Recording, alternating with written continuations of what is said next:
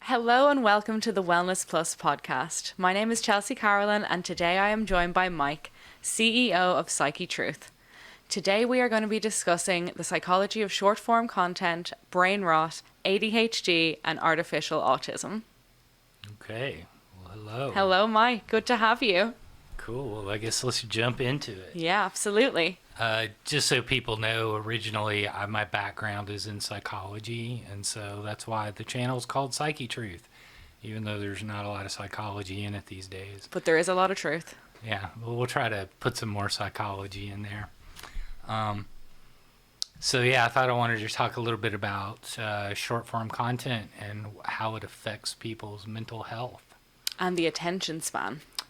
And the or lack attention thereof. span, right? And some of this is going to be my own perspective, so Okay. it's going to be a little different take that probably people haven't heard before. That's what we want. That's interesting. Okay, cool. All right, so let's start with the fact that social media is basically designed to capture people's attention, right? So these different social media companies, and we're going to include YouTube in that. So Facebook, YouTube, TikTok, Instagram, they're all competing for what they call watch time. Yes. Or session time, which Yeah. is like how many hours are you spending on their website?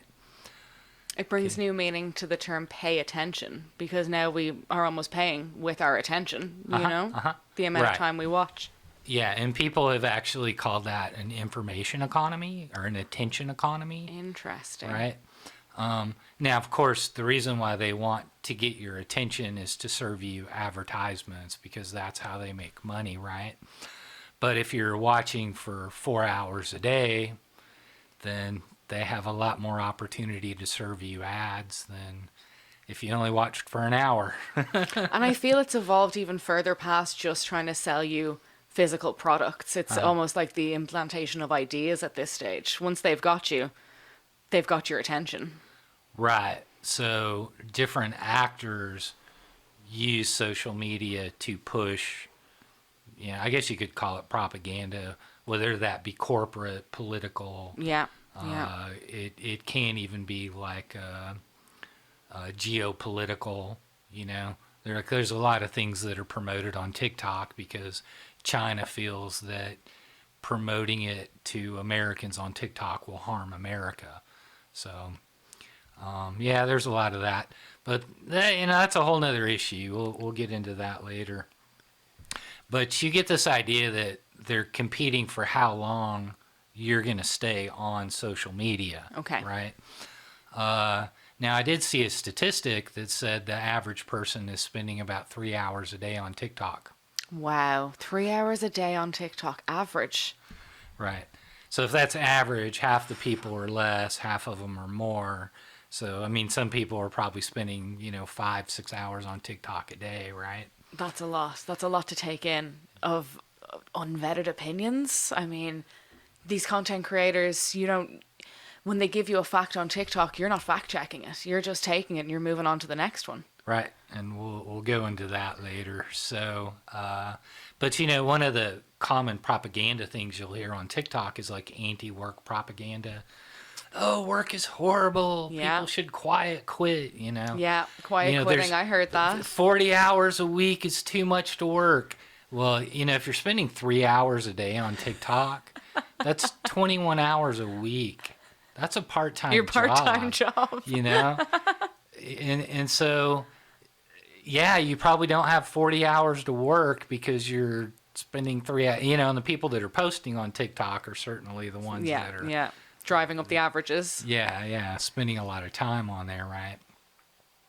Now, I don't totally want to pick on TikTok, though. I dislike TikTok, I really do, but all the social media, Instagram, the YouTube Shorts, I guess Facebook Reels, all of the short-term content has sort of the same psychological effect, right? Yes, yeah. And there's a relationship between that and addiction. There's a relationship between that and ADHD. There's a relationship between that and autism, right? There's a relationship between that and anxiety. I mean, it basically, I think study after study has shown, especially with women and younger women, the more time you spend on social media, the worse your mental health gets and the more depressed you feel. And I would venture a guess that's comparison. Looking at other people, envy, seeing what they have. Partially, Yeah. right? But then there's also a lot of content that's just there to demoralize you and make you feel bad. And what do you mean by demoralize? Man, that's like a whole nother podcast. Wow. But essentially, like, demoralization is basically propaganda that is designed to give you a bad attitude about something, Okay. right? You know, you could call it hate speech. You could call it, the Russians called it active measures. Okay. The Americans called it psychological warfare. Okay. Right?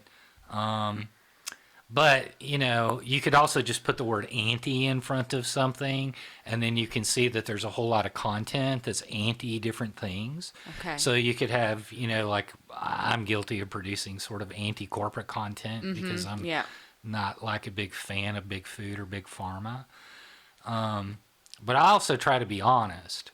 Now there's a lot of content out there that's like anti-man. There's a lot of content out there that's anti-woman. Yes. There's a lot of content out there that's anti-children or anti-natalist, right? Yeah. Like you shouldn't I've heard have of the kids. 4B movement lately. That's really come in the news this week. What's that? It's a movement from Korea where women, there's 4 B's. Well, B stands for no, so it's the 4 no's. In Korea, BI is no. But it's no sex, no marriage, no babies, no men. Right. And that movement has kind of gained popularity in America this week, whereas it was very, very popular in South Korea, which does have the lowest birth rate. Right. Which, within our lifetimes, we're going to just see Korea completely collapse because of that, right?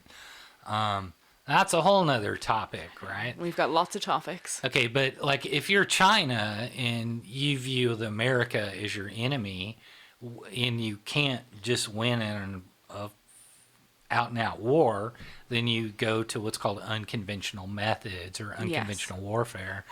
And one type of that is psychological warfare.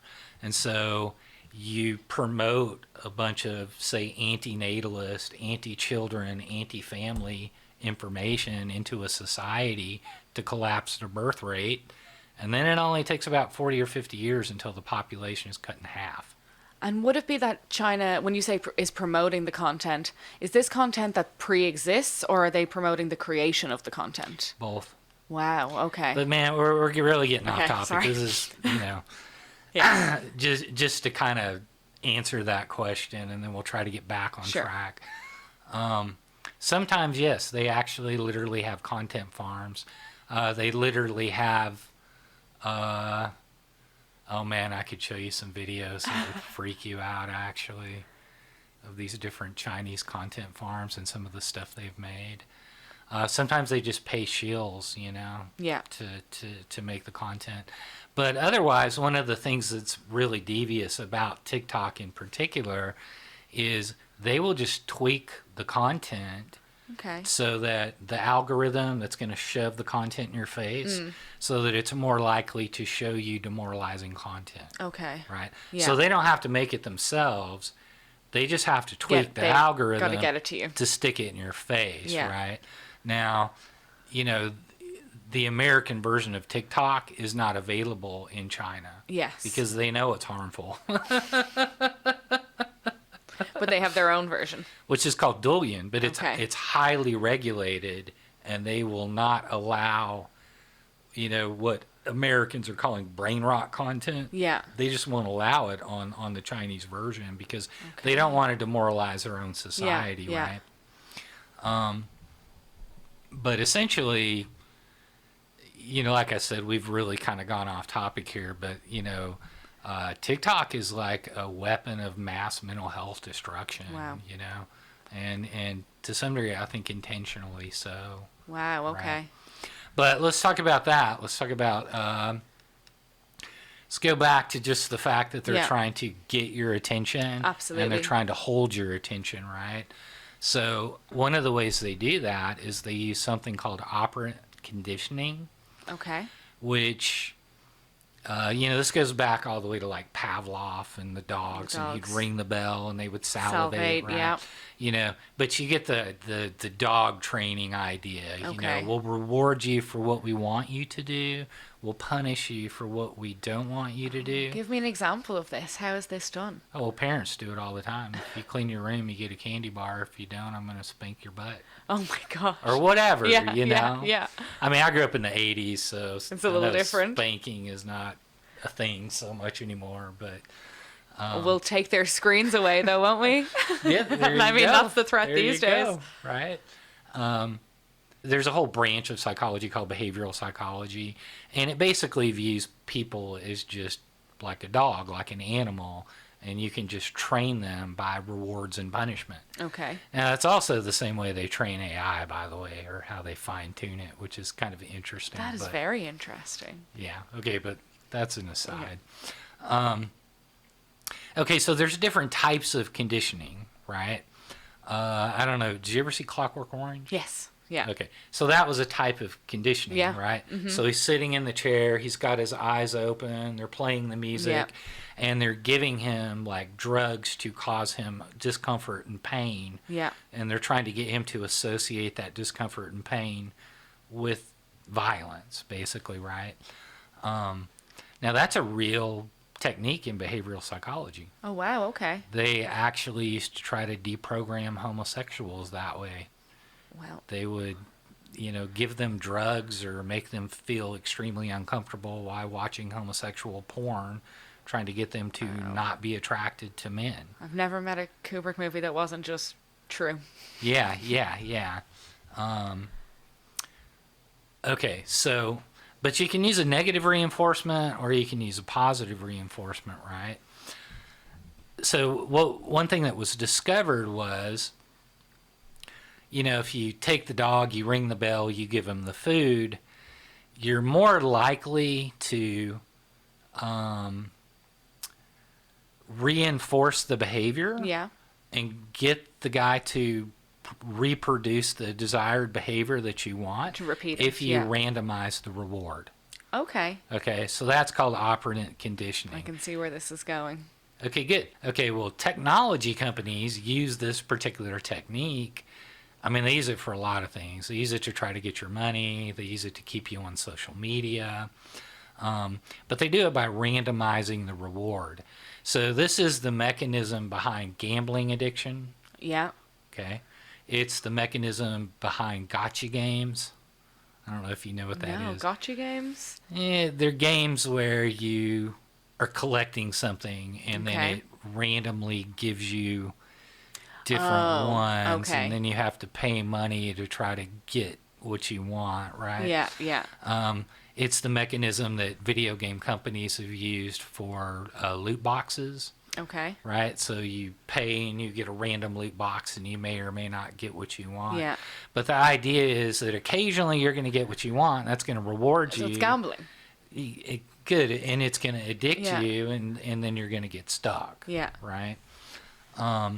Okay, so the way the social media companies do that is their algorithms are not actually designed to show you exactly what you want. They're going to only give it to you every 3, 4, 5, 6 videos. Kind of like a Yeah. slot machine. Kinda Literally. like a slot Yeah. machine, right? It's coming on the next one. I Uh-huh. just got to wait one more try. Yeah. Yeah. So you just keep scrolling and Yeah. scrolling and scrolling until eventually you get what you want, right? Now, there have been some studies, like, I saw one that basically said TikTok knows that it only takes about 35 minutes of watching TikTok to addict somebody.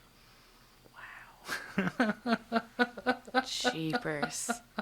I remember during COVID, the first time I ever went on TikTok.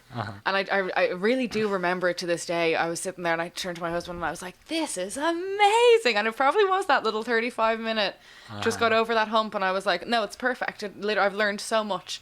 And it felt so educational. And then it just takes using it over and over until you go, hold on a second, I need to go touch some grass. Yeah. Right. So, and people use the term doom scrolling Yeah, to just yeah. scroll there forever. But you may actually even notice that if you're doom scrolling on one of these social media platforms, right, you'll completely lose track of time. Mm-hmm. You know? Yeah. Like, you look up and it's like, man, I've been on here for an hour and a half. I know it's a huge problem for sleep for people, because they'll get in their bed and they'll go on their phone in bed, and it's 11 o'clock, they're about to go to sleep, and now it's 2 o'clock and you're still on your phone. Yeah. Yeah. Okay, so one of the mechanisms, and people probably haven't heard this before, but this is kind of my own take on it, is, a lot of this content is literally hypnotic.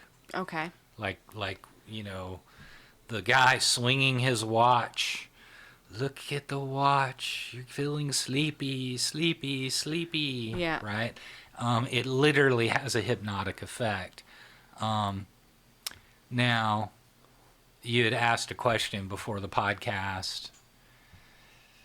You said your kids weren't affected by cocoa melon. Yeah, how come Why is some kids will be absolutely, like you said, hypnotized by it and they can't look away, or they'll freak out if you try and take it from them. But like my kids, they're not interested in cocoa melon at all.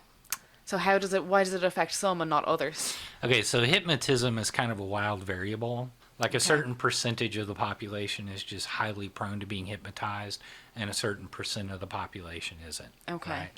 Right? When I was taking psychology in college, we actually kind of played around with hypnotism for a while. And I was really, really hard to hypnotize. I would imagine. But there were other people that They went under straight away? Went under straight away. Acting like a chicken.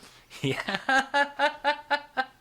I've always thought that when I would watch those magicians that bring people on the stage, and I'm the skeptic. I'm looking to be like, you're not going to get me. But they say, if you go up there with that mentality, you need to go up and be open to it, So I guess it is just a personality trait. Some people are open to be hypnotized and some are not at all. Cool. So, but let's talk about what that is exactly, right? And this is how it relates to ADHD and autism, right? So basically, autism is almost like a state of perpetual hypnosis. Okay. So your attention is just completely fixed, right? And so if you ever see like somebody who's like, I'm not talking Asperger's or mild autism, I'm talking like autism, right? They will stare at a light and then they're just gone. They're just completely focused on that light, and there's nothing else going on around them, right? So autism is like a fixation of attention. Okay. Now sometimes if somebody can like really fixate their attention on something, they become like an autistic savant. Like they can do these massive mathematical things in their head. Okay, yeah. It's because their attention is so focused onto that math problem, nothing else exists. Wow. It's like a state of hypnosis, right? And they're not going anywhere until it's done. Potentially. So now if you look at ADHD is kind of the opposite. Okay. This is where your attention is just spread out and dispersed all over the place, and so you can't focus. And so it's almost, human attention has the ability to focus. Yes. And it has the ability to expand into like more of a holistic kind of view, right? Okay. Now when attention gets so focused that a person just loses contact with everything around him, we call that autism, right? Yeah. When a person is so expanded and sort of holistic that they can't focus on anything, we call that ADHD. Wow. Right? But it's a spectrum, right? Yeah. And you could literally look at it in terms of... And we all exist on that spectrum somewhere. Right. Well, emotions exist on that spectrum, Yeah. and we change on that spectrum. I mean, this is kind of an aside on the spectrum, right? But so this is related to evolutionary psychology. You've got this meme of men versus women shopping. Let me see if I can find it, and I'll show you. Where's the part where my husband calls me and makes me tell him where it is? Every time. Okay, so now this is just a meme, right? Yeah. But I'm going to explain this meme from an evolutionary psychology viewpoint. And before I do, I'm actually going to tell a little story. Okay. So there was a girl working for me one time, and we needed to go to Walmart to buy something for a shoot. Okay. And I mean, it should have just been walking in, picking it up, Yeah. and then leaving, right? Man, she was just distracted by every little thing, right? Oh, look at this, it's so cool. And then we'd walk to the next aisle. Oh, I need one of these. Oh, this is so cool, you know. And so she was just going all over the store, and I was like, oh my gosh, this is real, you know. It makes me think, though, and I'm sorry if I'm stepping on your point, it makes me feel like, is that like the female is foraging? And the It man's is. like a hunter-gatherer, That's and exactly he's like, right. go get the elephant, hunt the elephant, whereas women are like, well, let's check over here, let's check over here. You never know what's over here. That's exactly right. Yeah. So you're talking about the difference between hunting and foraging, right? Yeah. And so from an evolutionary perspective, men would go out and they would have to focus on Yeah, trying to direct, Yeah. right? And then women would have to forage. And if you're foraging, you're looking for the best stuff and you're looking all over the place. and you never know what could be anywhere, so you have to check everywhere. Cool. Okay. There are particular things that you know, specifically like if you're interested in or you have a hobby in that you probably really can focus on and kind of people Yes. call it getting zen. Yeah. Yeah. Get yeah. zoned in. Yeah, and then sometimes though it's really nice to just lay back and let your attention expand and kind of, you know, you don't have to focus on anything and just relax, Yeah. right? Yeah. Because, you know, focusing is almost like attention contracting, like a muscle contracting. That's right. an interesting way to kind of visualize it. Uh-huh. Yeah. Right. And then the opposite of that would be the muscle relaxing or dispersing. Yeah. Right. I think it's really funny that, well, it's kind of sad too. You know, a lot of kids will get diagnosed with ADHD because Yes. they can't focus in class, but then they go home and they play Call of Duty for 5 hours. No problem focusing on that at all. That is very, very true. And where do you think the blame lies in that? Do you think that the content of their schoolwork in the class is not keeping their attention? Do you think it's an attention span issue? Or do you think it's on the opposite end that the game is designed to keep their attention? Not gonna fault the game, right? But Okay. but to kind of explain how that mechanic works, like if you've ever driven and you're like a long-term drive Yeah. and you're driving at like 85 miles an hour or something, right? Your brain adapts to that speed. And then when you go through a city and you have to slow down to 25 miles an hour, you feel like time is slowing the freak down. Right? Absolutely. Yeah, You know? absolutely. You can be going, if you're going 85 for long enough, you don't even think you're going fast anymore. Yeah. It's not yeah. just me. Right. When we expose ourselves to mental stimulation that's very rapid and very random, it sort of programs or makes our brain used to this high Okay. rapidness and randomness. Okay? Yeah. So now we're you know, and you can look at it as like a stress response too. Like if you were in the middle of a war Okay. and there's chaos going around Yeah. and there's people attacking each other left and right, you know, your brain needs You're to going to be need to adjust. like- Yeah. but you're also not going to completely focus, right? Because No. then you wouldn't see the guy coming behind Yeah. you. So your attention has to kind of be expanded out, right? You know, you'll notice deer are like that. They're very skittish. They have like their attention everywhere, you Yeah, know, and there's yeah. this little sound over here and they just, Yeah. yeah. Okay, so your mind gets, and I'll just use the word, I mean, you could use the word rapidity, randomity, you know, speed. Kids playing Call of Duty, it's really fast. Yes. It's very random, it's very rapid, right? And his mind is getting used to that sort of level of stimulation or Yeah. excitement. And then you expect him to sit down and listen to a boring teacher who's talking at 2 miles an hour. And How do you transition? It is an issue, right? Yeah. You could call this issue overstimulation, Yeah. right? Yeah. So it's video games, it's social media, it's pornography, it's like action, violence on television, right?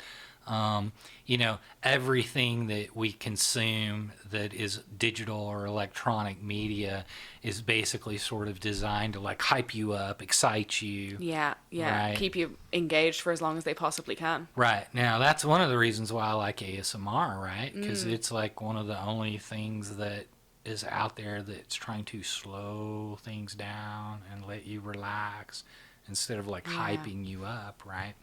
Okay, but you get the concept of like overstimulation. It's not that the kid, right? His brain is not defective. No. Yeah. It's not that he is incapable of concentrating. Yeah. It's, his concentration or his inability to concentrate is selective, right? Okay. Cool.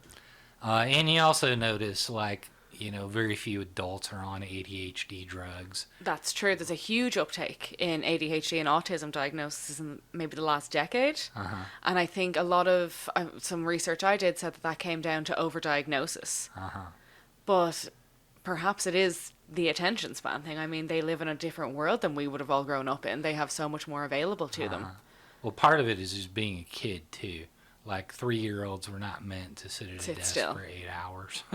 Absolutely not. Right. So used to, right, like back when I was in school, they had physical education and, they'd make you run or whatever to kind of work out some of that pent up energy. And then you also had recess. Right? I was just going to say recess, my son's favorite class. Yeah.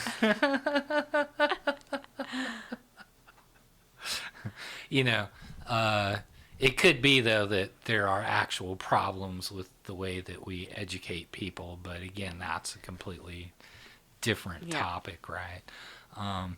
To kind of say one other thing about ADHD, I actually know a dad who, the school had him take the kid to a psych and they put him on Ritalin, And so one day he got curious, like, what the hell is this stuff doing to my kid, right? Because it would zonk the kid out. He would act like a zombie, right? So he calculated his kid's weight versus his weight and figured out he would have to get the same dose that the kid's getting, right? He'd have to take about 5 of those things, right? Oh, my gosh. So he took 5 of his kid's drug just to see the effect that it had, and it zonked him out like a zombie. I would imagine. Right? Cool. Wow. Okay, now if he had only taken 1 pill as an adult, it would have pepped him up. Yeah. Right? Most of those amphetamine-style drugs are considered enhancement drugs, meaning they pep you up, they give you more focus. But if you get too much, it'll zonk you out. Wow. Alcohol does the same thing, by the way. Yeah. I mean, you have 2 drinks, everything's great, and then you go too far and you're passed out. Yeah. Right. Yeah, and alcohol, if you get too much, it actually acts as a hypnotic too. Okay. So does marijuana, Wow. Yeah, a lot of drugs. LSD is like super hypnotic. Of course. I never did it. I was around people in college that were doing LSD.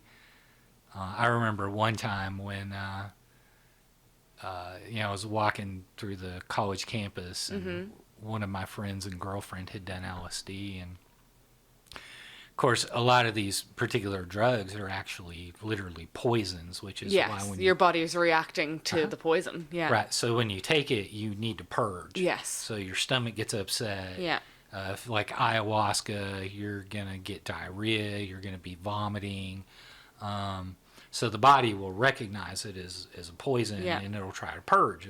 So anyway, her stomach got really upset, and we're walking along, and she's like, "Baby, do you remember that movie Aliens?" Where that alien... No, that's not what you want to hear. Okay. She's gonna blow. Okay, well, all of a sudden she starts freaking out. She's like, "Oh my God, there's an alien in my stomach and it's gonna burst out." You know. Now he really calmly. This was great, right? He goes, "Baby, look at the pretty fountain lit up over there." And Smart. she just goes, Zone "Wow!" And she just completely forgot all about the alien thing, right? in. Wow. Because that's what happens in sort of a state of hypnosis, right? Your attention focuses on one single thing to the point that it excludes other things. Yes. Right? Now, this is one reason why people like TikTok, right? Because you're sitting there. You know, some people don't like to think. Some people don't like to be by themselves. They don't want to be alone with their thoughts. I think that's a huge thing about TikTok is the escapism aspect. That there's 3 hours of your day where I don't have to think about the stuff I don't want to think about. Yeah. Right. Okay. So if you can tune into something that's going to cause you to focus and drown out all the anxieties and the problems you have and everything else going on, you know, then... I mean, at least on the surface, it sort of seems kind of therapeutic. You haven't spent 3 hours looking for a solution to your problems, but you've certainly forgotten about them. Yeah. You've experienced some temporary relief. Yeah. But I find that as well, someone who's used TikTok, there would be times where I would go through, I'd be scrolling, maybe doom scrolling, I'd say you could consider it, and I would actually find myself to feel physically ill.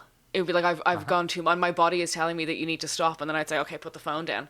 But it is because you can get into that loop of, now I'm noticing this pattern because of what you've said.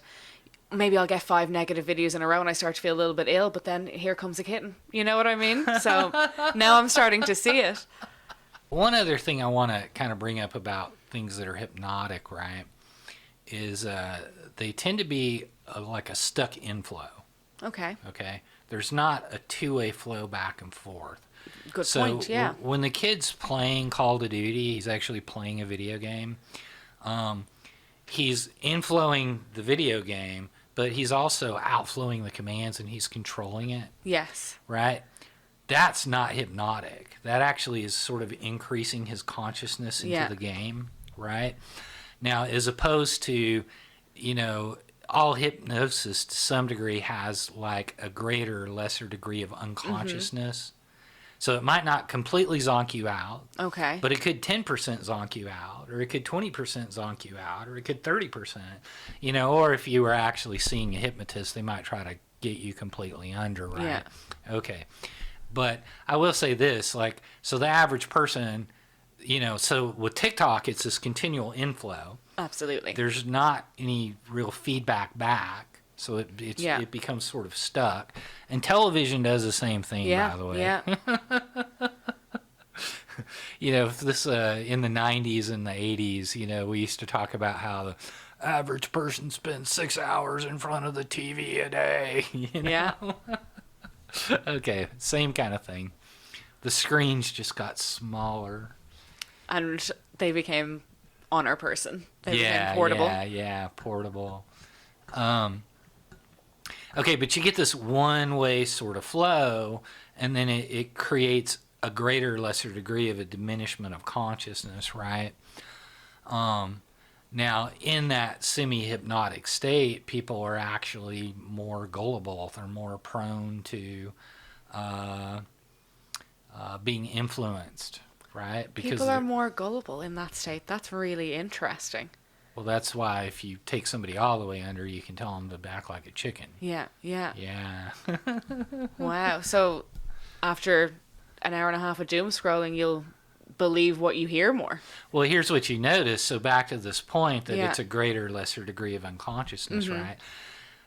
You know, you consume one 30-second video, you move to the next, you consume another one, you move to the next, you consume another one, you move to the next, you consume another one, over and over and over. Well, by the time you've doom scrolled for 3 hours, can you remember the videos that you just watched? No. They're... Yeah. Right? Now, as opposed to...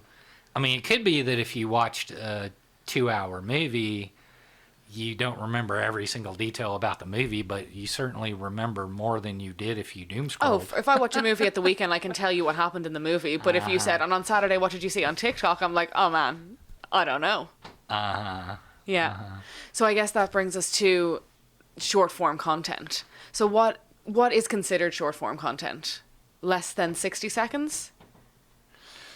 That's a good question. I don't totally have an answer for that. Okay. Except, I mean, let's look at what long form content is, right? Okay.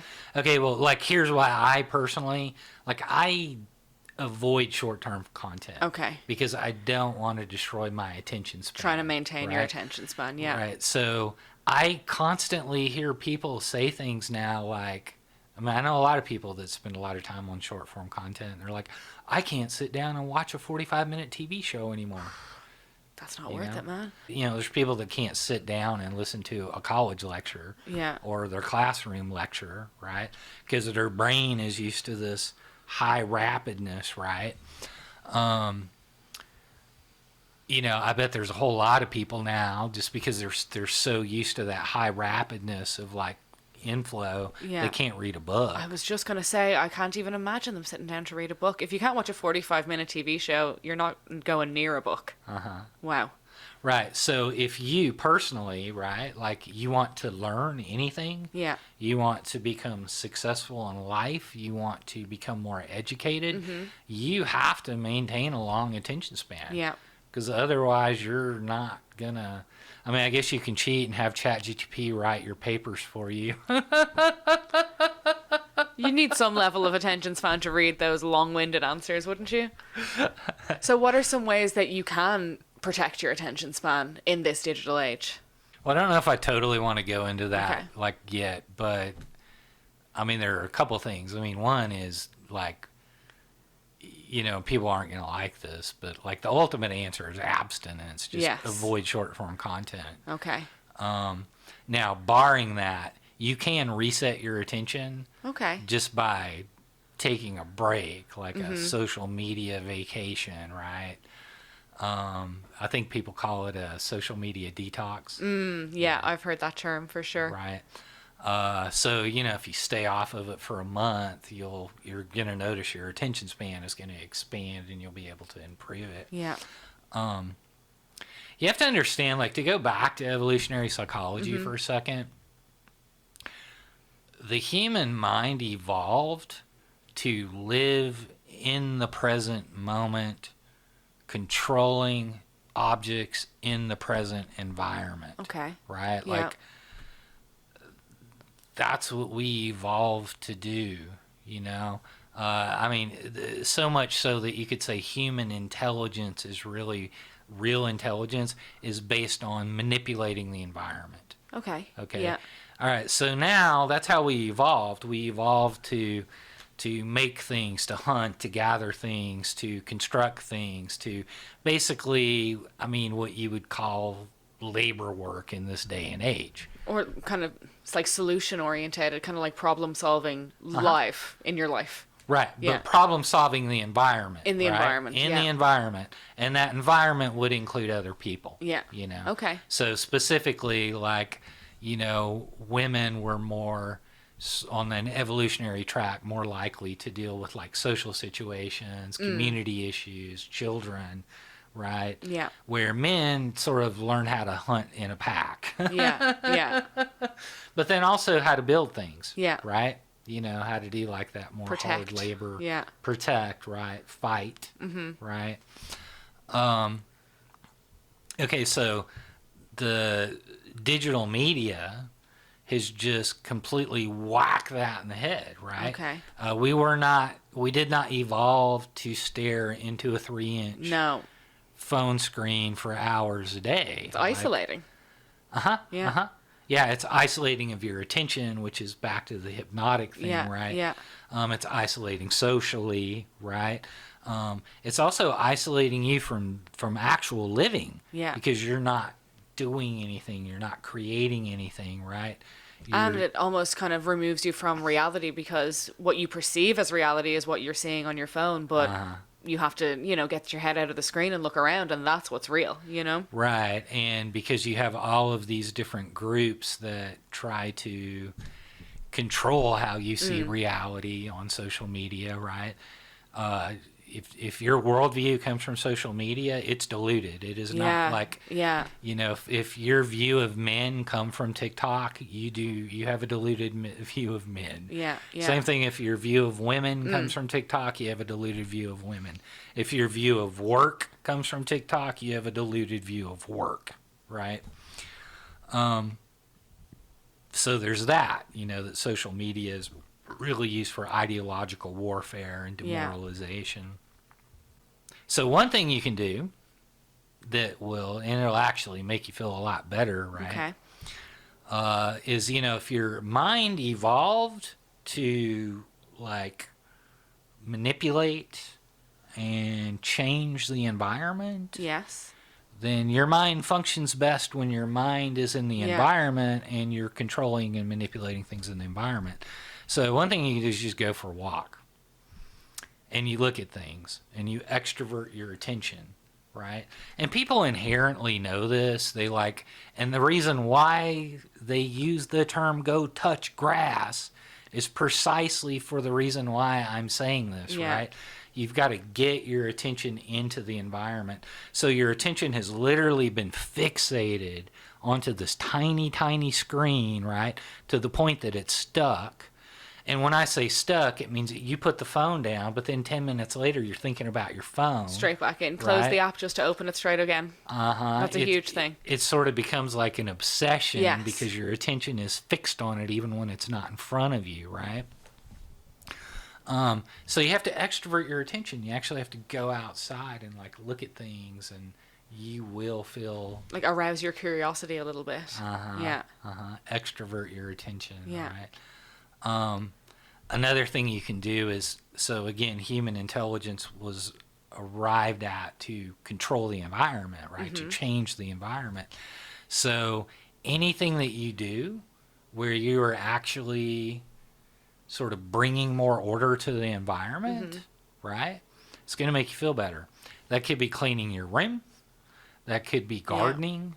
That could be doing some type of home improvement project. That could be doing some kind of art and craft, right? But you want something that's not digital. Okay. Something that something practical with your hands. Something real. Something you can touch. Something you can look at that's not a screen. Okay. We'll have to find something.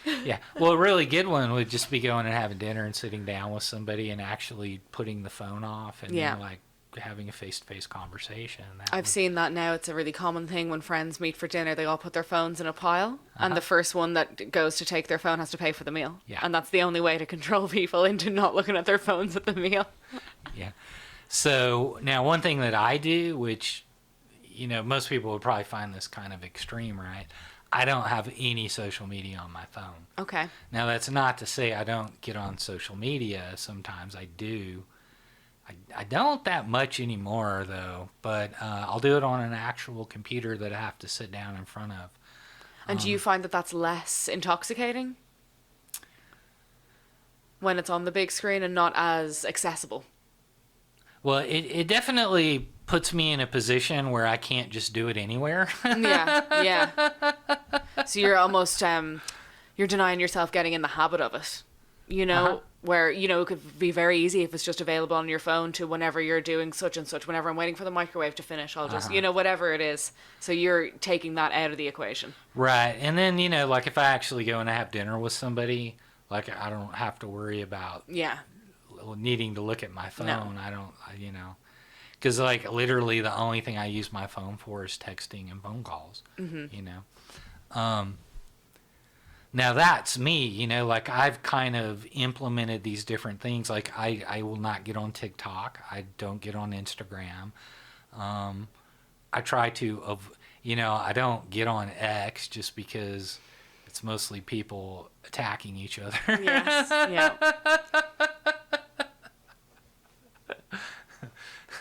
But if I do get on any social media at all, it is on a computer and not a phone. Okay. Right. And then, I spend a lot of time on YouTube. I mean, like, it's my job, right? We're YouTubers, right? Yeah. But you would lean more towards the long-form content. The long-form content. Okay. Yeah, I don't watch the shorts. And every once in a while, YouTube will stick a little short on there. It's like, oh, it's a cute kitty. I gotta look. They're going to get you with the cats, aren't they? Yeah, but, I don't go past a couple of videos. Yeah. I'm like, okay, no, I need to not I do commend this. your awareness. I feel like that might be a problem for a lot of people, is they're just unaware that how much it is affecting them, whereas you taking active measures to say, no, I don't want to imbibe any short form content, I'd say that protects your attention span tenfold. You know what I mean? Right, and this is just me. Like, I'm not telling people they need to do this. Like, Yeah. This is what I have done. That's your like, experience. Because I like long form content. I have read hundreds and hundreds of books. I've listened to hundreds and hundreds of college lectures, right? Like, that's fun for me to like listen to a college lecture about psychology. Yeah.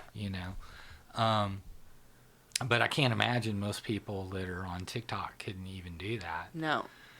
Yeah. Well, And I hate to say it, probably the people that need to listen to this podcast are incapable of listening to this podcast. It's too long. It is interesting. I do feel there are some benefits in that. Like, say, I've never watched a full TED Talk. I've never thought about going to YouTube and seeking out a TED Talk, but I've really enjoyed some clips that I have seen of like short form content taken from TED Talks. So I wonder where's the line in like finding the value in, I guess what I'm trying to say is making it accessible to people who wouldn't have gone to seek out that content at all. Now they're getting, albeit shorter clips of it, but they are getting access to it. Okay, well, most TED Talks are not more than like 10, 12 minutes. No way. Yeah, they're pretty short. I always thought they were like an hour. No. I'm going to get on TED Talk. Yeah. Okay, but then, you're headed in a good direction. So let's talk about that for a second, right? So you hear this thing that you are what you eat. Okay, yeah. Yeah. Okay, well, your mind is the What it media that you consumes. consume. Yeah. I mean, 100%, right? And I mean, to kind of illustrate that, like, my dad, he's like a conservative West Texas boomer that lives in Midland, right? Well, he listens to like Fox News. Yeah. And so he has this Fox News worldview, Yeah. And I have a friend, Jim, and his dad listens to MSNBC. Battle of the Dads. Yeah, so very, very liberal-minded, Yeah. right? So you take the recent election, right? And one dad has a very different view of it than the other dad. Absolutely. Yeah. I mean, it is kind of funny. Like, if you find out what people consume, a lot about the reality, right? Like, 100%. Instantly, like, if somebody listens to the Young Turks on YouTube, Okay. yeah, you don't need to say much else. Yeah. You know that they're like just far left with crazy far left ideas. To that point, I saw a statistic today that with this the current election that just went by, that Fox and MSNBC had huge drops in viewership, and that YouTube had 60% of the election coverage this year. Isn't that crazy? That's where I watched it. Yeah, there you go. Yeah. Yeah, so I tend to listen to people on YouTube that, I consider to be super smart. Okay. Right? They're typically not super right or super left. They're typically kind of moderate in the middle type people, I mean, I don't know if that even goes back to like Buddhism and the middle path. I mean, it tends to be that like, both sides will exaggerate the benefits and the grievances, if you have like absolutely. and so the truth The is, sun doesn't shine brighter on either side. Yeah. And you'll always find misery in just hating people who think different to you. You'll always find it. They're out there, so that middle path is always, I think, the smartest way to go. Yeah, and that's not the whole point of this podcast. No. But but so if you take this concept, so there's a word called edification. Have you ever heard of that? Mm-mm. Okay. Edification means that something improves you. Okay. It makes you better. If you want to look at it in terms of humanistic psychology, Okay. so Maslow says, right, you've got your hierarchy of needs. Okay, so this is the expanded one. Now, when I was a kid, the top was self-actualization, but now we've got another one. Yeah, transcendence, which is there's a whole nother branch of psychology called transpersonal psychology. And that's next week. Okay, so see here how it says D needs? Yes. So D stands for deficiency. Okay. Right? So Without now, these, you would be deficient. right. Okay. And the more deficient you become, the more you're going to try to seek them out. Okay. Okay, so if you have a biological need for food, That's all you can focus on. Right. Yeah. Okay. If your environment is dangerous and there's people rioting in front of your house, You're not thinking of ways to transcend. You're just trying to survive. right. Yeah. You know, if you're fighting with your husband and your kid's mad at you. Okay. So above that, though, you have these B needs, Okay. right? B means being. Okay. Okay. So what he's talking about here is we're going to make you bigger. You're going to be more. Okay. You're going to improve as an individual. You're going to become a bigger individual. Right? Okay. Okay, so this first level, he says cognitive needs. So this is a need to know things, to have meaning in life, to be aware of things, Okay. right? You know, so if you've ever like read a book and you learned something new and you like actually felt good about it, it's Yeah. like, wow, that's so cool. I learned this. Yeah, You know, yeah. that's a cognitive need. Okay. Right. Now that doesn't fill one of these deficiencies, but it makes you a bigger, better person. Mm-hmm. Right. Okay. So then you have aesthetic needs, and so this is a need for beauty. People that are artists. Yeah. You know. Yeah, I mean, a lot of people have an aesthetic need, and they feel that Yeah. through like Absolutely. Whatever it looks like for them. music, Yeah. you know, television, fashion, Yeah. decorating. Okay, so then you get into self-actualization, and we're not going to go into that because it's another podcast. But transcendence is helping others. Oh, helping right? others too. Wow. Yeah, so now you're expanding beyond yourself and you're expanding into other people, right? I love that. That is a whole podcast in itself, Yeah, just yeah. talking about transpersonalization. Yeah, I like that topic. That's really interesting. Well, every mother does it. They Yeah. transpersonalize into their kids. Against our will.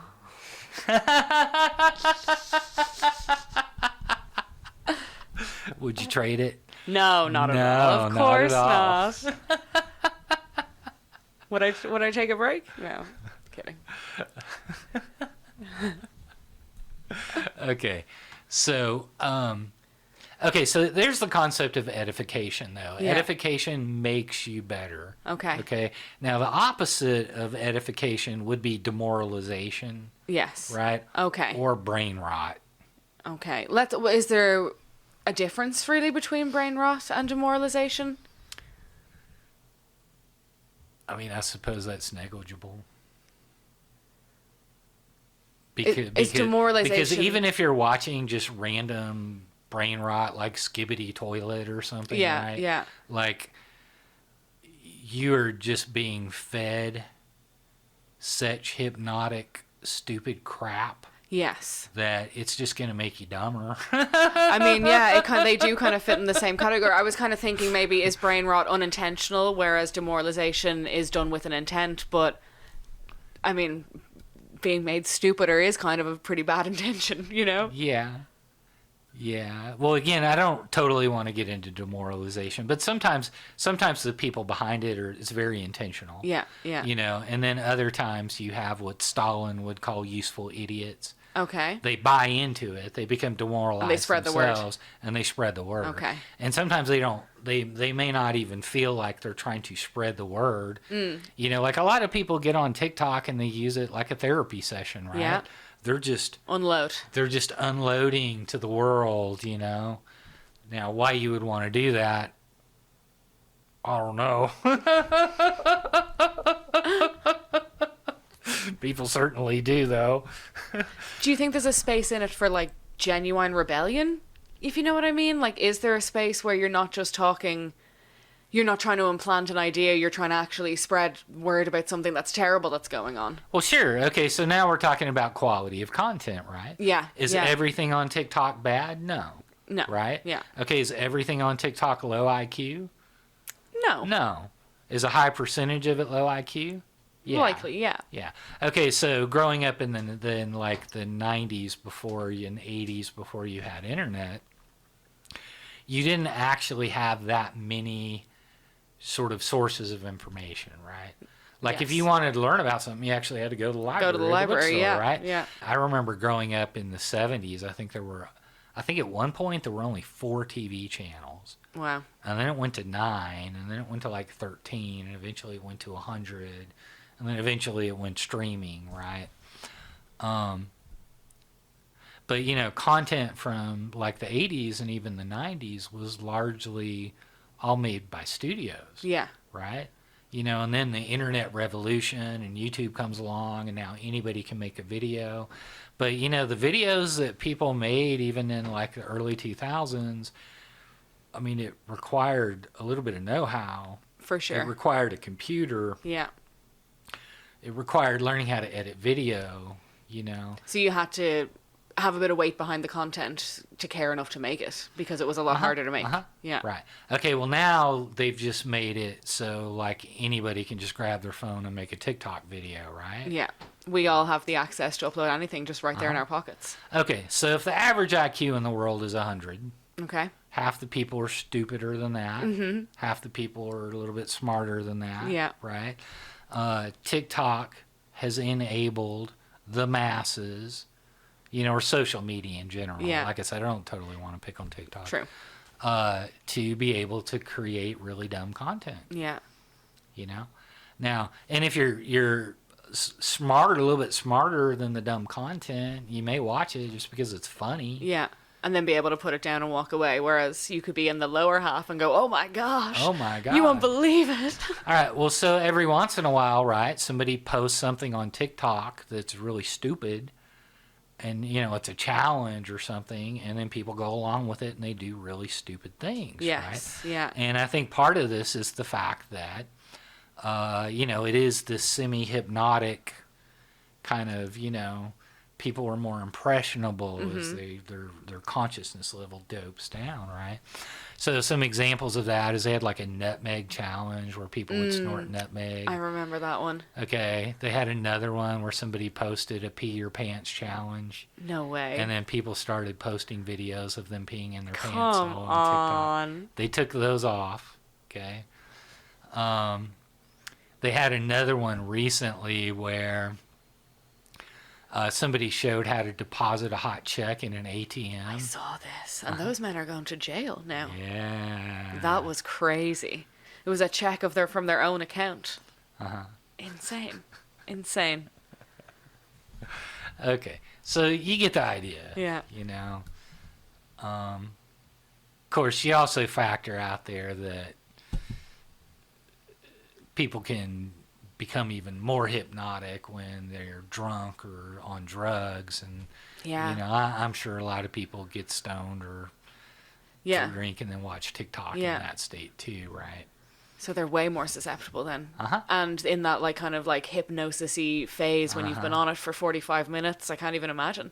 And then they get almost like emboldened. They're like, oh my gosh, look what I found out. Yeah, people certainly do stupid shit when they're on drugs, right? Yeah. And that's not new. Okay, so there's some really stupid content out there, right?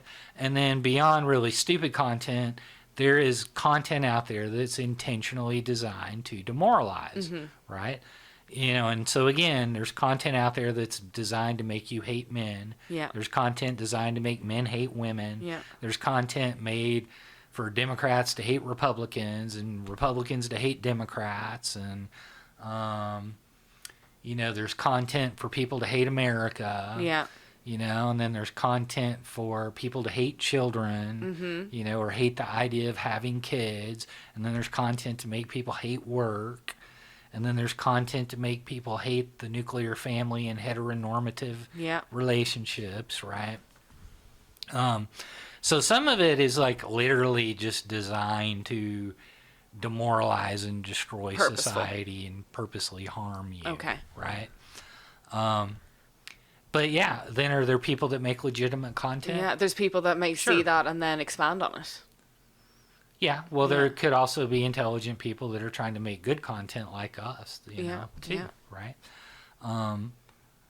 You know, I have a friend who his wife spends time on TikTok, and she's a professor, you know, and she looks at more kind of high-end TikToks. High-end, you know. Yeah.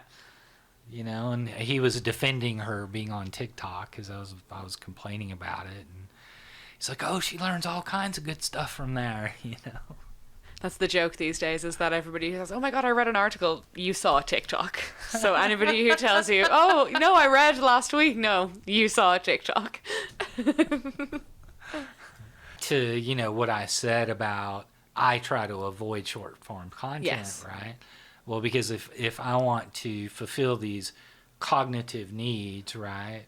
If I want to experience something that's going to be edifying, uplifting, make me more knowledgeable, make me smarter, make me a better person, most of that is going to be in long form content. Yes, right? of course. Yeah. You know, you can't teach a third year psychology class in 15-second TikTok little videos. clips. Yeah, no. You can't do it. Right? I think that speaks to your intention. You know, that you have the intention to want that for yourself, but I think other people, maybe in the younger generation, wouldn't even know to want that, you know? Well, probably not, because, you know, you have to go back to this Maslow's chart for a second. You know, a lot of people get stuck on this esteem need level, right? Yeah.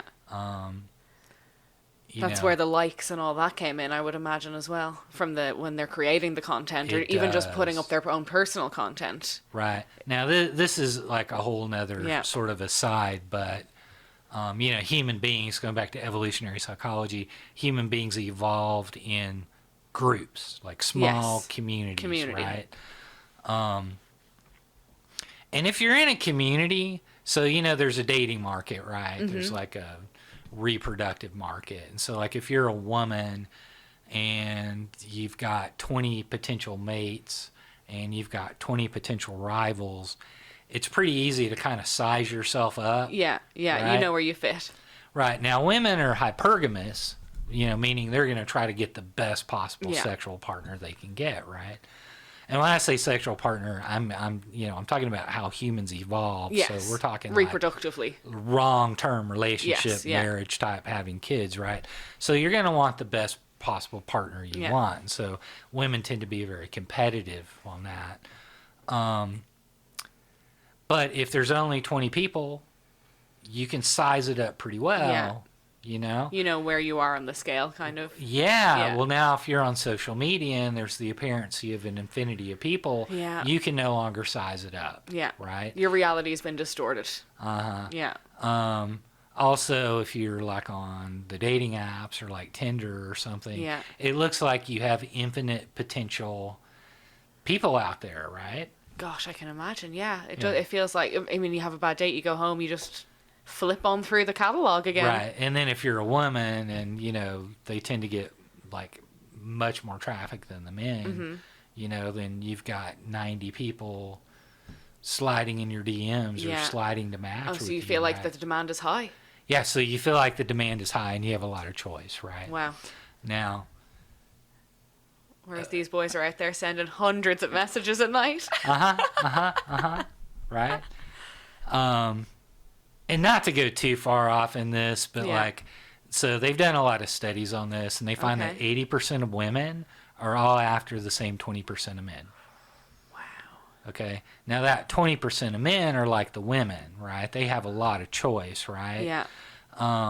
So they can just ghost you or waste you if they don't like you, or they can have sex with you and then have sex with somebody else the next night, right?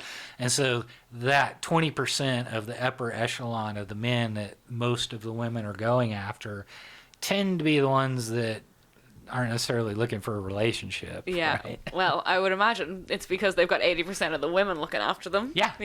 Why would you? Yeah. Why not play the field, right? kind of gives you a distorted view. Yeah. So to get off of dating though, and just go back to social media for Yeah. a second, I've often said, well, there's this competitive thing that's built into women, and I think it has to do, in a community with how you would try to compete to find the best possible partner Yes. you could Yeah, get, yeah. right? So you're in competition with the other women. And by the way, men are not, we compete in sports and games, Okay. but men are also very sort of evolved to hunt in packs. Okay. Men are very... So you don't think that men are competitive when it comes to finding a mate? In the not same like way that women are? Not like women, not at all. Interesting. But I guess that also speaks to the nature of women. It wouldn't usually be the same thing as kind of like 2 or 3 men competing for the same woman. It's not really, that dynamic doesn't play out as often. I think men are more susceptible to fitting in within a hierarchy. Okay.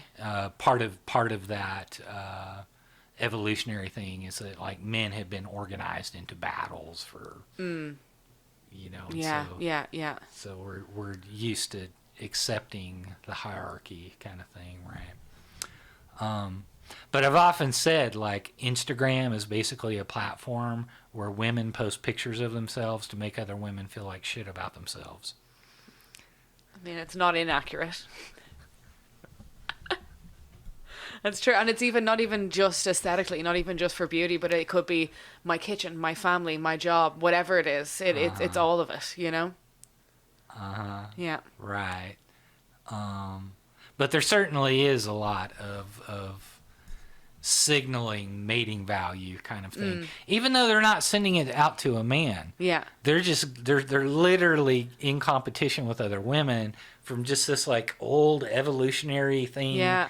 of being in a community where they go, "Oh, look at me, I'm hotter than you." But I'm gonna. Yeah. I bake a pie better than you ever will.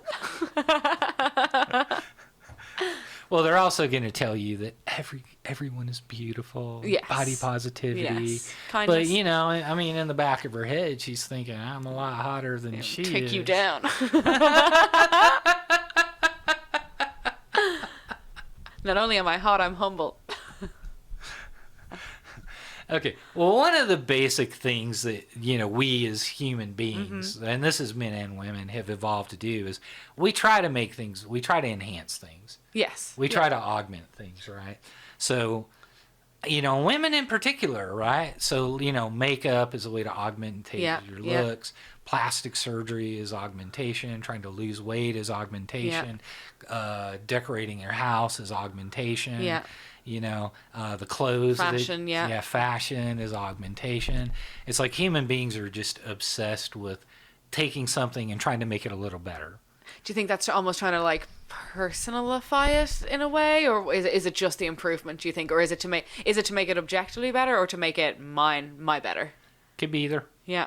I think both in some cases. Yeah, right? yeah. I mean, you do have artists that are trying to express themselves. Of course. But then you also have, you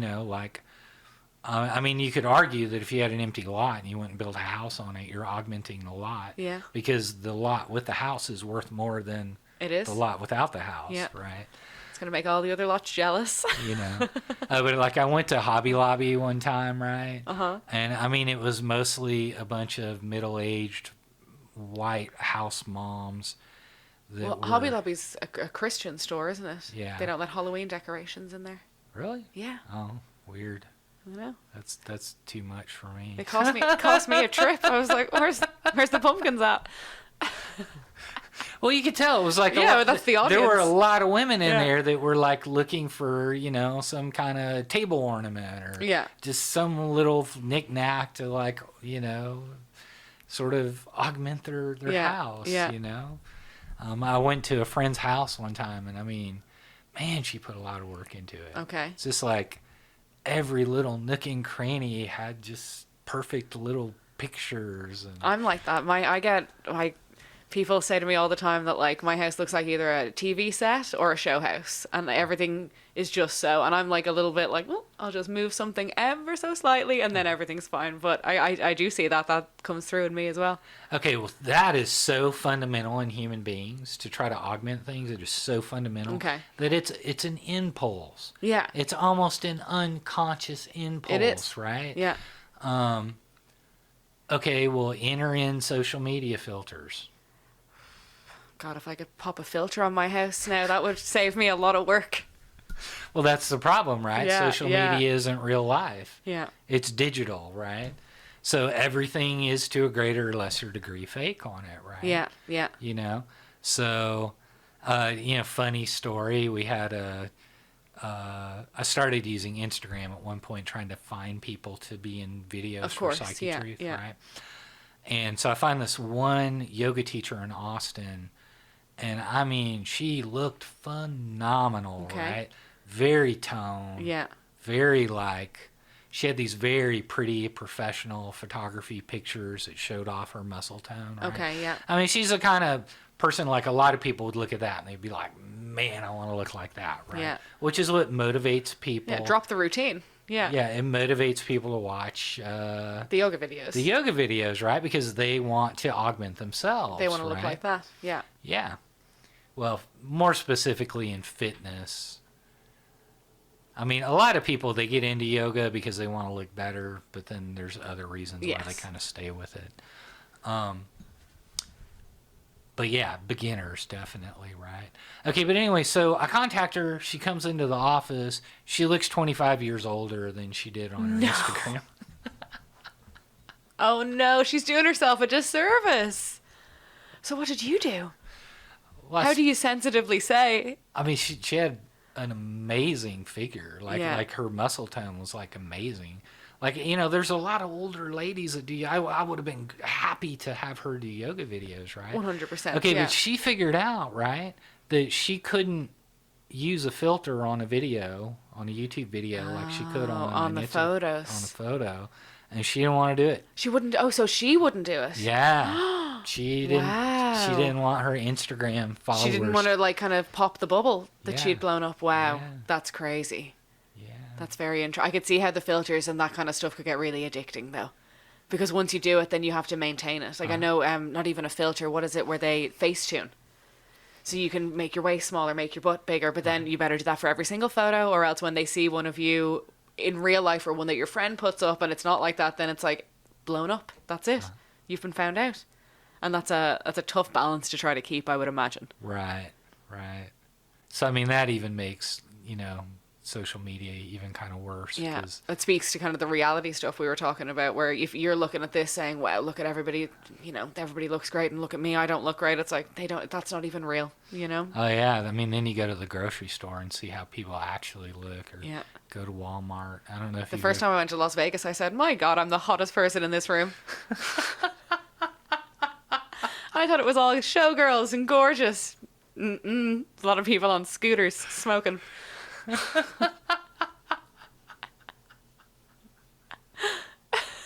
So we talked about how these social media companies use operant conditioning. They use random conditioning to addict you, right? Yeah. How you've got this like stuck one way kind of flow. Yes. Which is to a greater or lesser degree, it's hypnotic, yes. right? And one other point I'll say about that. I'm hard to hypnotize, but what really gets me is the satisfaction videos. Yes. But they would definitely fall into that category of that short form content that's hypnotizing, for sure. The sounds and the visuals are... Right. And a lot of the ones that get me are like kind of like the crafting ones. Because then there's like an end to it too, because you're like, well, what the hell are they making? Yeah. I want to see. And then they show the little parts, right? Now, some people actually confuse that with ASMR. Okay. We'll do like a whole nother podcast on ASMR. ASMR and hypnosis are two completely different phenomena. Okay. Now, I think they can overlap a little bit, where some ASMR content is semi-hypnotic and some hypnotic content is sort of semi-ASMR. And is that content hypnotic content? That's not like an under-the-radar term for it. They actually, that is the point of it. I know, like, my kid has watched the toys being crushed under a wheel of a car over and over again. Throw a slinky in, some crayons, like. Now, I have never heard anybody talk about this in terms of hypnotic. Okay, so don't. So this is kind of my own spin. Oh, that's your on take. It. Okay. But I think it's a pretty accurate spin. I think so too. know? Yeah. Yeah. Absolutely. Okay. So the point being, like, I mean, man, it doesn't matter how awake and conscious you are. There's hypnotic content out there that can grab you. Yeah. You know?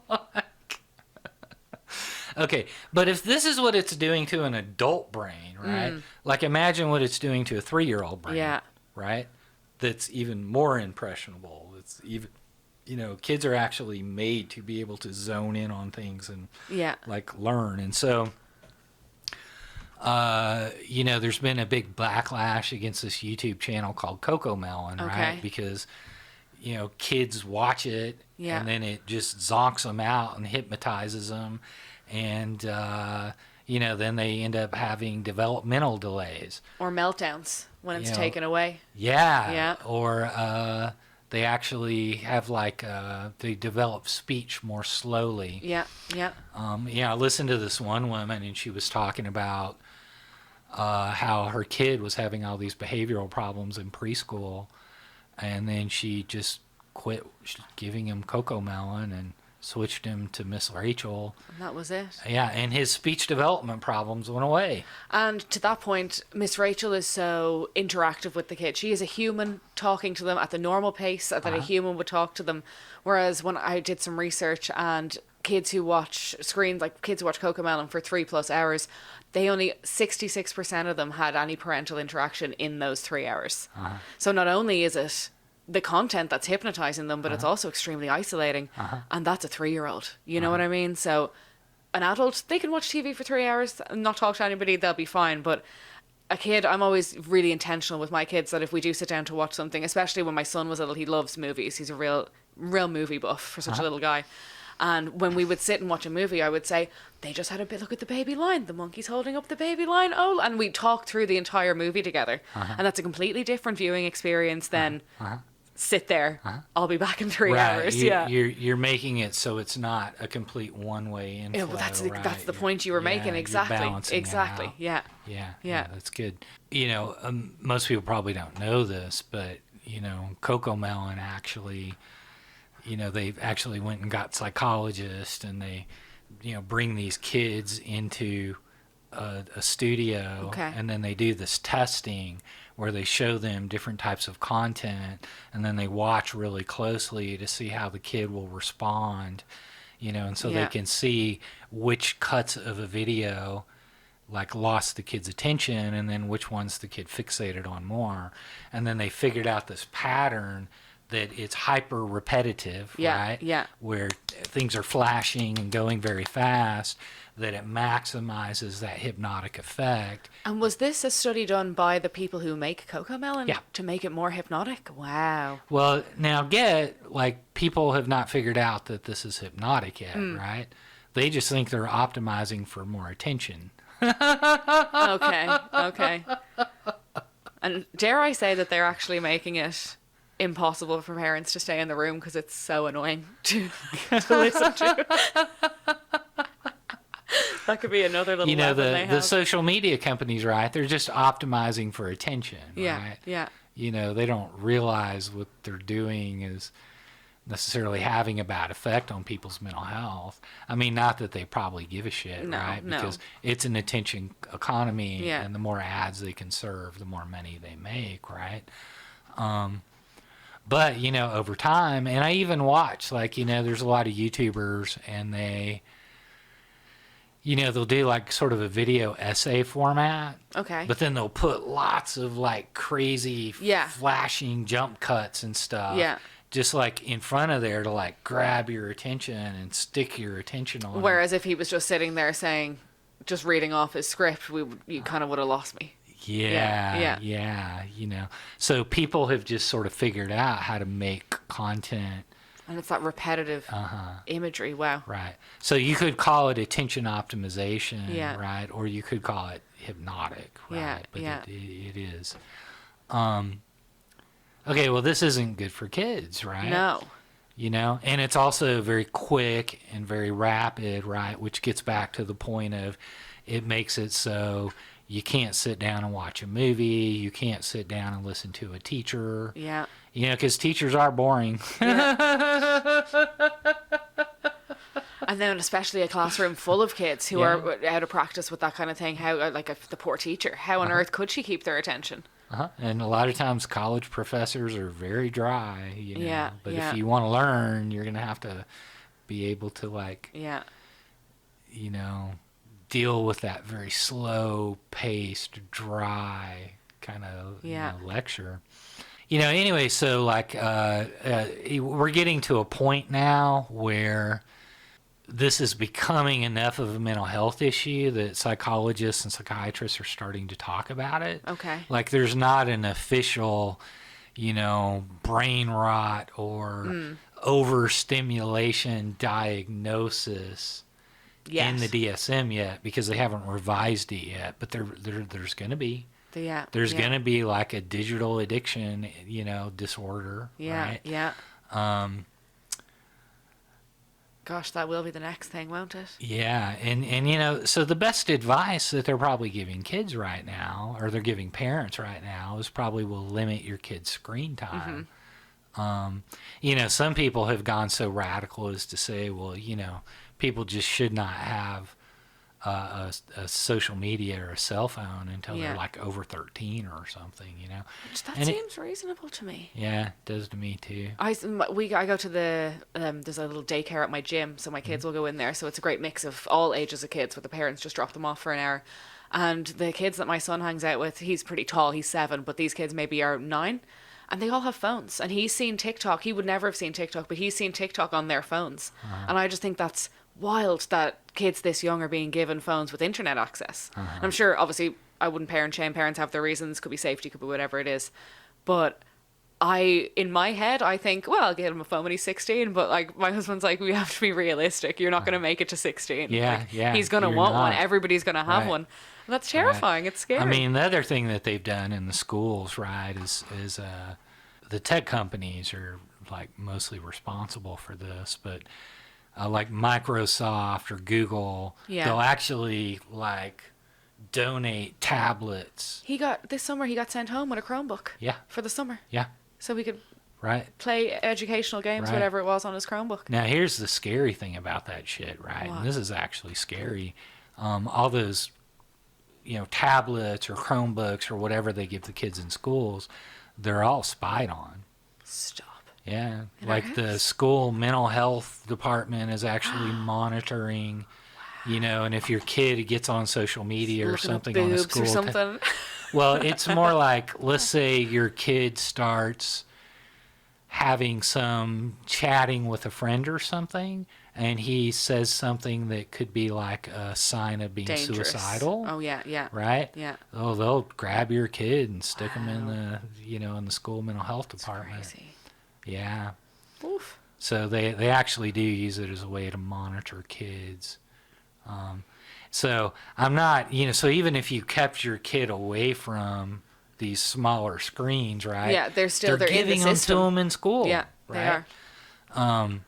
You know, I personally think that there just should not be any phones in schools at all. Absolutely or not. tablets. No, I don't see the need for it. I understand that we do live in a digital age and that the world is going that way, and I guess it doesn't serve someone to have to, you know, turn 18, turn 21, enter the workforce and have never used a keyboard before. Look, I'm not saying that, but I don't think that there's a need for them to have a personal device. Or now that I'm hearing this, the ones that the school provides, to what end is that?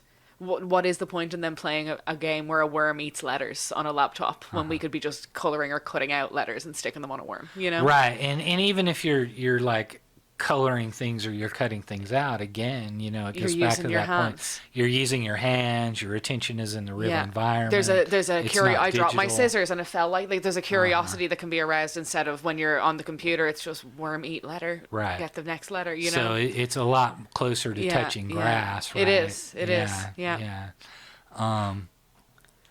You know, and I don't know what to tell you. Things are going to get more dystopian because as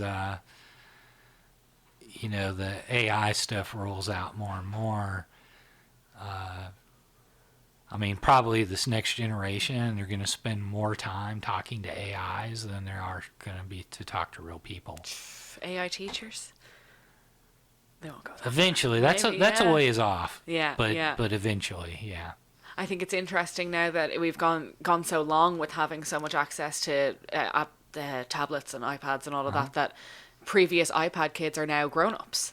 And I've like, there's these grown-ups that are like, 25 years old or whatever, that can't eat a meal without having an iPad in front of them. They literally they will not eat until they have the phone turned sideways and they're watching some sort of content. Right, and that's probably a pretty good sign that you're addicted and Yeah. your attention is too fixated on the small screen, Yeah. right? Exactly. Time for the reset. Yeah. Now, how the parent deals with that, I don't know. I don't think it's a matter of just completely minimizing the screen time, though. It needs to be doing things to extrovert the kid's attention and get his attention into the real environment. So it could be going for a walk with your kid. It could be going to the playground. Yeah, they say if you've got a kid that you worry has addictive tendencies, that you need to get him out thrill-seeking activities. You need to be doing, you can't take a kid skydiving, but you need like really competitive sports, stuff that really gets their adrenaline going, so that they can put their focus into. They're like, oh, this screen gives me nothing. Actually, I've done something wild. I did some jet skiing. That could be good. Maybe like some kind of martial arts training. Martial arts is a huge one for control and stuff like that. Yeah, my dad runs a little martial arts school that's free for kids, and it's hugely popular. And I'm sure he helps so many families with that. Right, and get like growing bodies, right? We did not evolve to sit in a classroom for 8 hours a day, right? And especially little kids. I mean, used to, people had a lot of babies because kids were free labor, right? It's the opposite now, I can tell you. Well, it is, because we've made it impossible for kids to work. Yeah. Right? Get kids back in the workplace. Well, funny enough, right? When I was, I think, God, by the time I was 8, I was mowing lawns for money. Yeah.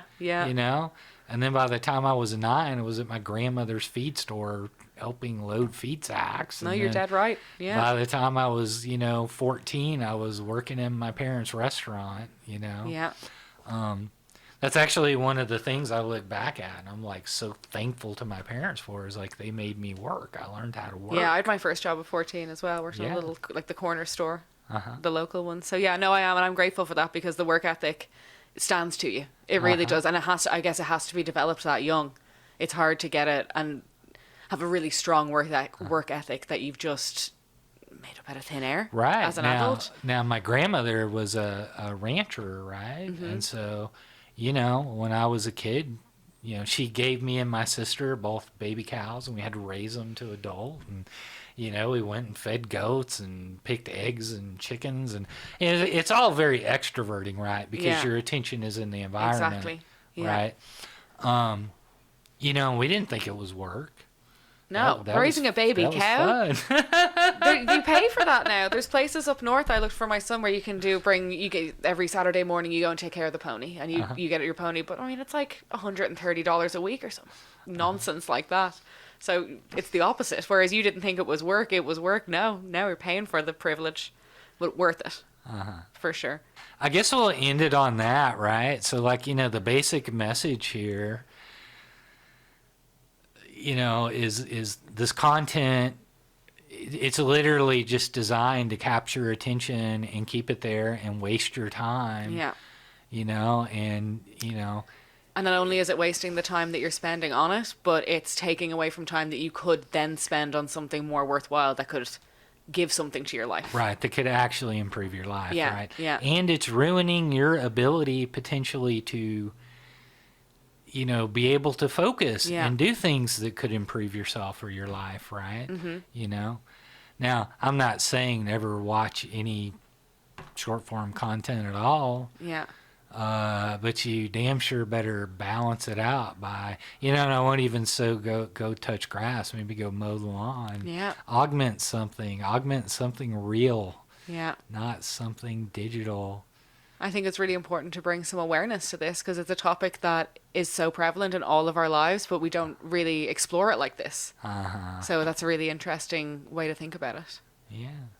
All right. Well, I hope you liked the video. Yeah, absolutely. Consider signing up for our Patreon so that you can help support me and her to make more videos. There's a lot more for content you. over there. We have a lot more podcasts coming up. She's got 6 guests lined up. We're going to be talking about ADHD in children. We've got a menopause expert. We've got a lot on the calendar.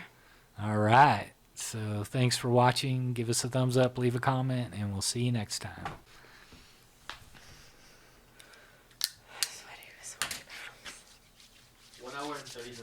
No way.